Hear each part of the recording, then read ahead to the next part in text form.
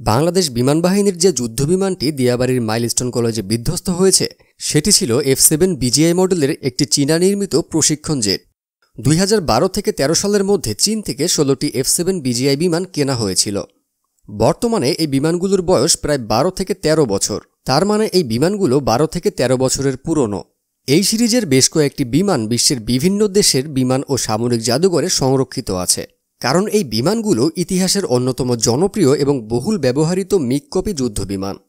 এই সিরিজের বিমানগুলো 1960 থেকে 70-এর দশকে প্রথম তৈরি করা হয়েছিল, তবে বাংলাদেশে আনা F7 ফাইটার জেটগুলো সেইগুলোর তুলনায় কিছুটা নতুন সংস্করণ। এই বিমানগুলোর বেশ কয়েকটি ভালো দিক রয়েছে, যেমন ধরুন উন্নত যুদ্ধবিমানের তুলনায় অনেক সস্তা, জ্বালানি মেইনটেনেন্স সবকিছুতেই খরচ কম। 2 সিট বিশিষ্ট এই ফাইটার জেট পাইলট প্রশিক্ষণের জন্য উপযুক্ত। যেহেতু বহু বছর ধরেই এই বিমানগুলো ব্যবহৃত হয়, তাই বেশিরভাগ টেকনিশিয়ান ও ইঞ্জিনিয়াররা এর যন্ত্রাংশ চেনেন।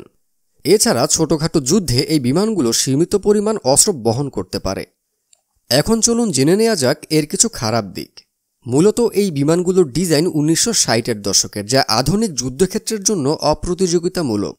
এই বিমানগুলো তুলনামূলকভাবে দুর্বল, যেমন ধরুন ইলেকট্রনিক সিস্টেম, এবং সীমিত পরিমাণে এরা অস্ত্র বহন করতে পারে। এছাড়া এই বিমানের জ্বালানি ধারণ ক্ষমতা খুবই কম, তাই বেশি সময় আকাশে উড়তে পারে না। এই বিমানগুলো এতটাই পুরাতন যে বর্তমানে যেসব আধুনিক যুদ্ধবিমান রয়েছে সেগুলোর সাথে এর তুলনায় চলে না।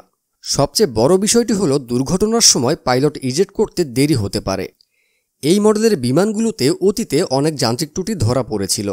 যান্ত্রিক ত্রুটিগুলো ছিল মূলত engine failure, hydraulic system leak, cockpit control response loss ইত্যাদি।